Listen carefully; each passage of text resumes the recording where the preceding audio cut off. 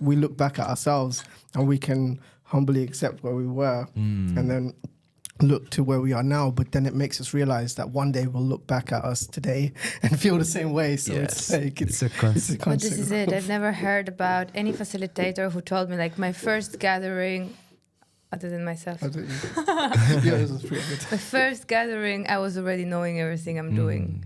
Like most of the people like admit that at the beginning we learn, and even until we have the money to get all the trainings, you have to start somewhere, unless it's a change of career and you've already have like built an abundance in one field and can invest 10,000 euros in 5 or 10 different trainings to just start as a super qualified facilitator of everything. Right. Yes. Right, but even that doesn't give you experience, because I feel like the experience of facilitating is probably what helped you to learn from it fast, because we go through a process. I'm reading this book, actually. I don't know if you know Mastery.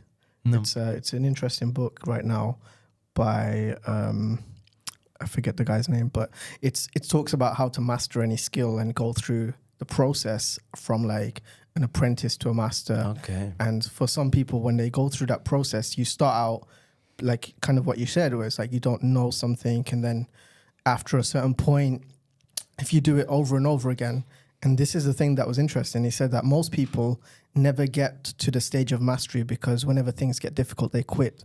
But we have the ability to master anything just by doing things over and over again, but actually learning through the process. It's like that process of iterating and learning and seeing what works, what doesn't work, and then changing and adapting eventually leads to mastery.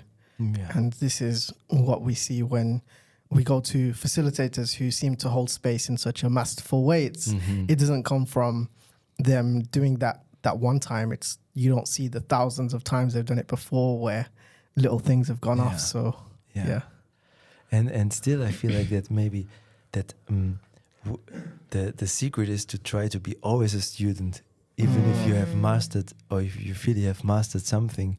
I think there's this Japanese saying that do the things, whatever you do, as it would be your first time in some moments, about the curiosity, about learning.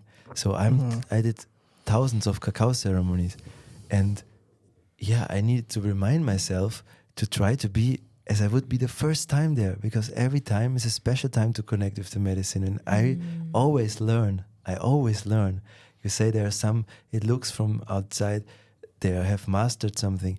Of course, maybe from your perspective, and they have done something great, but there's always learning. In every ceremony, in every gathering, I learn, because I feel the group, I feel what I have done in this way, and so it's a constant learning, and I think it will never stop.